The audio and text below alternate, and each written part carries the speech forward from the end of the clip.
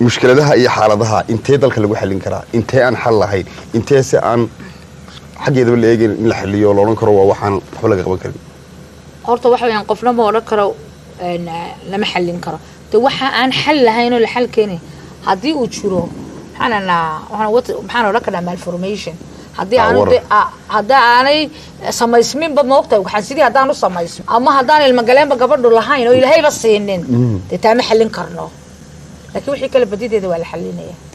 marka dumarkii ka waran iyaga sidii ay idinku imanayeen xiriirkoodii iyo sidii idinku xiran yihiin sidii cabashooyinkoodii iyo arrimoodii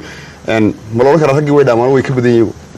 wallahi dumarka reer Soomaaliland aad iyo aad bay u dadaalayaan waayo dib badan baa haysata wallahi dadka dumarka reer Soomaaliland raggii baa dib ku haya familiyadii baa dib ku haya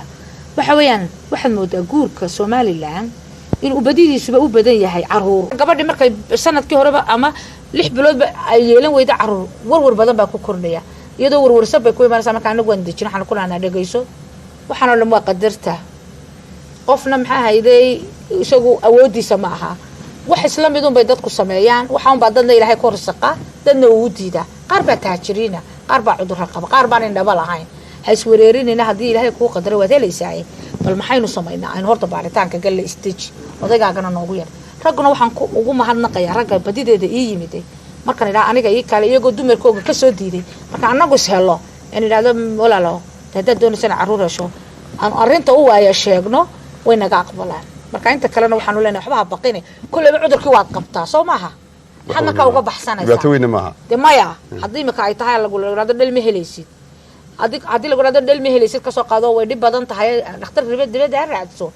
wareen anaaba ku sheegay kolba meelo bay gabadhaadi tago khasaarayo lacag un baa ka bixi doonta marka imaanay haboonay ba kale wixii waad qabteen wixii ogaataba ma jirtaa wali dumar aad la kulantay oo arintaasi intay saameyn ku keentay ama qoyskoodii ku burburay ama ninkii intuu ka tagay gabadh kala guursaday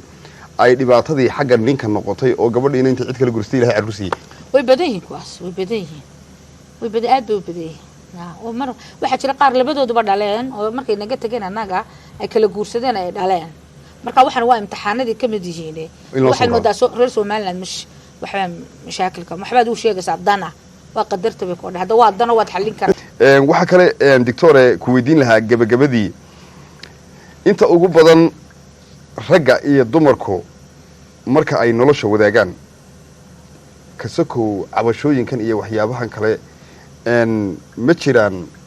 in habdhaqanka qofka ama ninka mas'uulka ah hadii aanu si sax ahayn in saameyn nololeed ay keeni karto haayo mar hore ka hadalo haduu ninku gabadha ku kulul yahay hadii aanu aqalka soo hayn haduu ka hinaasiyo de maskax horta waxa muhiim ah gabadha mar walba waan ku celinayaa waxa muhiim ah anu ma kaan fahmay ya waxa jirta dadka ma adartay shaqooyinka ragga qabta badida caruur ma leh badidooda waxaan ilaahay marka uu shaqeeyna kala si ragga shaqo u diray dumarka shaqadooda waa inay guriga joogaan dumar caruurta xanaaneeyaan aqalka ilaaliyaan ma fahantay ma uu ma jeedo hadayna ka noqdaan guriga masaxan no waa shaqada ka caruur in edbisa waa arrin muhiim ah raggan inuu dibadda ka soo xamaalo ninku dulqaad badan buu leeyahay dilay adiga hadaa gabadh aniga iga dhakhtarada hadaa nin istirino 3 cisho ma seexanayo warwar badan bay igu keenaysaa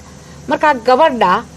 shaqadii ragga ayaan anaga moodaa inaan anaga laftigeega waxay caruurtii imika dib u tahay dumarkii waa kuwan hawl dibadeed u baxay moodaa raggii inay hawshoodii qabanayaan ama xagga ragga ha ka timaado ama xagga dumarka ka timaado aanu taageli maayo laakiin dumarkii shaqo iyo ragga oo fara badan mas'uuliyad fara badan ayaa dumarkii saaran deetana maskaxdooda sidii raggiiba u shaqaysay waxaana ugu muhiimsan oo gabadha xukumo caadadeeda ilaa caadadu baa dhasheedana xukuntay waxa weeyaan sida habi u tahay hadday habi iska tahay gurigeeda habi ku tahay ama ay shaqadeeda habi ku tahay reerkeega habi ku tahay horta si caruur weyda way adag tahay haddaanay waxyaalahan dee infectioniskan iyo waxyaalahan ka soo baxay waxaas hadaanay ahay laakiin haddii gabadha ay dibadda wareegayso may qaadiibinayso may shaqadii ragga hayso dhibtaasi dumarkii way saameynaysaa hal la ogaada ragow waa arrimaha ugu muhiimsan wixii duruufi keentara malaha Faadumoy wax laga tagi kara ma aha hadii aynu ku darno xagga kale gabagabada barnaamijkeena iyo talooyinka ugu dambeeya waxa jira dhibaatooyin badan oo ka sameysma ama ka abuurma in ninku sabab la'aan u guursado gabadh kale iyadoo gabadhiisa dhalayso iyadoo reerkii haysa in haddana waxyaabo amaba riisano kale intuu adeegsado uu mid ama laba kale waxyaaba noocaasa tala ahaan iyo fikir ahaan qofkan dumarka ee ubadka horeba ugu dhashay ee caruurta u haysay ee nolosha fiican u haysay damage-ka iyo dhaawaca ay ku keeni kartaa maxay tahay horta dhaawac weyn bay ku keenaysaa de gabadhii kalsoonidii baa ka lumaysaba iminkaan waxaan xusuustaa waxaan haystaa dad fara badan oo yimaado dumar mid baa 14 ciyaalay dhashay 14 dadku way ii timid waxay tiri dhal baan doonaya waxa ku 14 baad haysaa waxay tiri odaygii baa guursaday oo la dhaldhalaya waxaan ku odaygii haddii uu 14 ciyaalahay hore kugu qiimay waaye ina yaro imika dhaandhaamada haddaad dhashay ama inoo dhaandhaana dama kugu qiimeynaya kuwaagan iska korsaa ku yiri hadday dhal xijinayso 14 ka xijin lahayd way marka waxaad moodaa Soomaaliland ma garanay dagaalkan kale inuu galinay ilaa dagaal kale aan galinay ragii waxay ku dadaalayaan isagoo dhowr iyo 10 caruur leh midka ugu qosolka badnaa waxa weeyaan haddii maqlay waxaan raadiyogan ka sheegay haysaama way waa nin yaro waliba waa sheekh wuxuu yimid wuxuu guri 30 caruur aan dhalay hadduu ninkaas ugu bato waa 40 jir 30 way waxaan ku magacyadooda maad kala taqaanaa haabudi marka waxaan garan lahayn yani kalgacalku caruurta u haya intay leeg tahay de gormu kalaba garan waa 30 isagoo 40 jir hadduu 30 dhalay 60 jir markuu gaadhana ay soo helaya 60 de waqad marka Fadumo marka kalsoonidii waa ka lumaysa dumarkii marka waxaan oran karnaa 4 dumar iyo 3 guursan reerkiiba de waxba hagaagi maayaan marka barragu guurka ka fiirsadaan doctore su'aasha aan ku weydiinaya waxa weeyaan haddii ay dhacdo